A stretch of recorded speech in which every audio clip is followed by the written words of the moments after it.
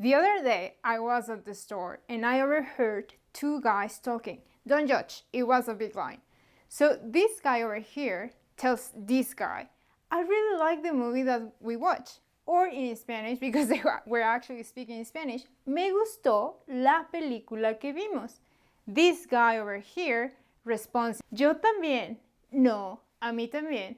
Yo también. And he kept trying to decide which was the right option. This is a very common mistake, and I'm going to help you fix it.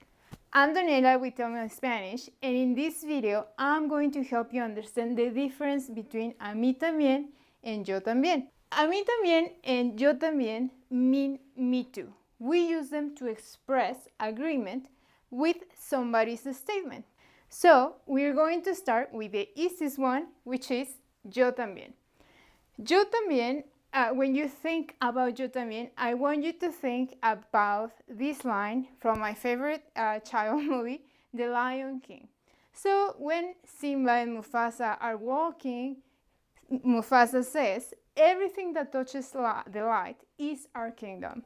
So when you see yo también, I want you to think that every verb that the light touches is yo también's kingdom. And by this, I mean that yo también works with verbs like normal verbs. And by that, I mean verbs that are conjugated based on the subject, the person that is performing the action.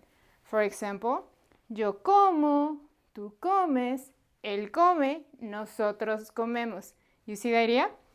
So yo también works with all verbs except verbs like gustar, because as you know, gustar are not normal verbs. Everybody knows that, so yo también doesn't get along with those verbs, okay? So over here I have some examples. Tengo hambre, which is always true in my case. Tengo hambre. If you agree with me, you will say yo también. Me too. Here is another example. Me duermo tarde. I go to bed very late. If you do the same too, you are going to say yo también. And check that yo también is the response to an affirmative clause. It's a positive clause. We don't have any negative words. Over here, you have yo tampoco, which is the negative pair of yo también. And they work exactly the same, with the only difference that yo tampoco is the response to a negative statement. And no, I'm not talking about being pessimistic or optimistic. I'm talking about the words that you're using to make your statement. So if you're using negative words like nunca, jamás, or no, you are going to use yo tampoco if you agree with the statement, okay? And let me show you these examples. No tengo hambre, the biggest lie in the world. No tengo hambre. If you agree with me, you are going to say yo tampoco, okay? Here is another example. No dormí bien. If you didn't sleep well either, you are going to say yo tampoco, okay? So let's go with a mí también and a mí tampoco. These ones are the ones that causes you the most problem, or at least to most students, okay? So as you can see, this pair is a funny pair. They work and they have different elements that you don't have over here. And this is because they work with the funniest verbs in Spanish. Me gusta or gustar, and verbs that work exactly like gustar. So, if I say, me duele la cabeza, and you're going through the same thing, you will say, a mí también, me too. It still means me too, it's just that we're using this structure, with this funny set of verbs like gustar, okay? Here is another example. Me gusta el café. I like coffee. If you agree, you are going to say a mí también. And a mí tampoco, the negative pair, works exactly the same, just as you can imagine, with negative statements, with sentences that we start with negative words. For example, ella no me cae bien. I don't like her. if you agree with me, because she's like a very special lady, you will say, a mí tampoco. A mí tampoco me cae bien. And I want you to notice, just like you do in English, in Spanish, a mí tampoco, a mí también. And for that matter, yo también and yo tampoco are short answers. We could say something like, I don't like her either, but it's very long. We just want to make it shorter, and we will say, a mí tampoco. Okay, so this is your shortcut in your conversation. The next example, no me gustan los gatos. And this is true about me. I don't like cats. They freak me out. No me gustan los gatos. If you're a reasonable person like me, you will say, a mí tampoco me gustan los gatos. Let's have a dog. Okay? So everything is perfect. You and I agree. But in some cases, you and I are not going to agree with everything. And that's okay. We can still be friends. But if that's the case, if I'm saying something or you're saying something and we don't agree with that, we need to use different structures, okay? And I want you to look over here. If I'm saying an affirmative clause, for example, tengo sueño, but you really had a good night to sleep last night, you will say, yo no tengo sueño. I'm not sleepy, okay? Over here, you have an example with me gusta. Me gustó el final de Juego de Tronos. I hope this is a joke and that you didn't really like it, because if you did, we're going to have big troubles, you and I.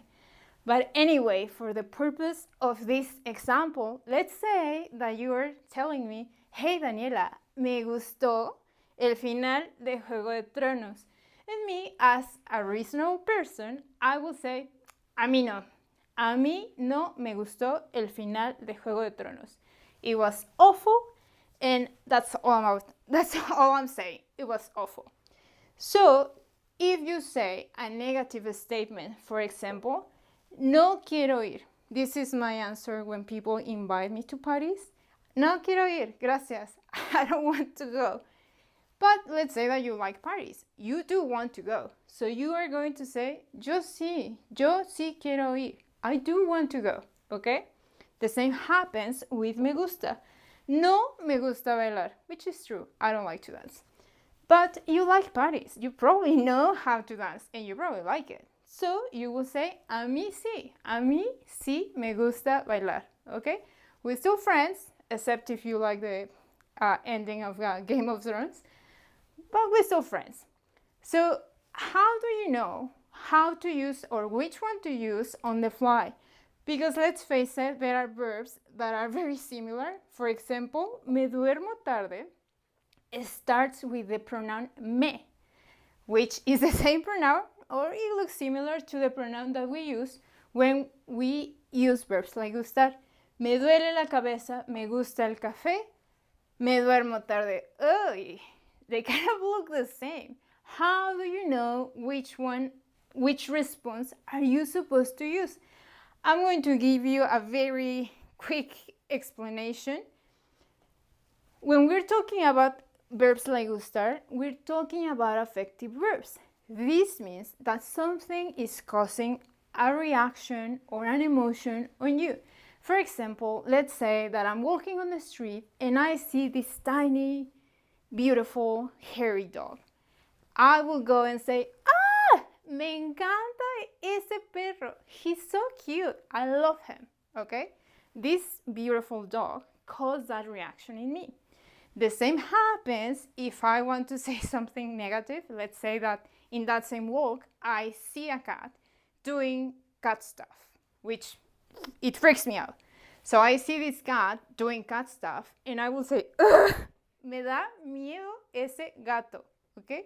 This cat is causing that reaction in me. That doesn't happen with your normal verbs, okay?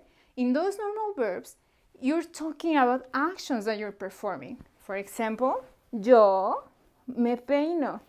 It's not the same talking about actions that you're performing versus things or emotions that something or someone is causing on you, okay?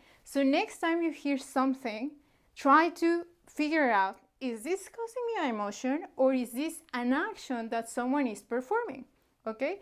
So before we finish this video, I'm going to give you 5 examples and I want you to leave me the responses in the comments. I'm going to correct them if I need to correct them, and you are going to respond based on whether you agree with me or not. So let's start. Número 1. Me gustan las arañas. Número 2. Quiero bailar. Número 3. Me encantan los chocolates. Número 4. Me desperté muy temprano. Número 5. Me da miedo la oscuridad. Check these sentences again and put your response in the comments. So before we finish this video, I'm going to leave you some resources in the description so you can go deeper into this topic. The first one is a video on this same lesson, just in Spanish.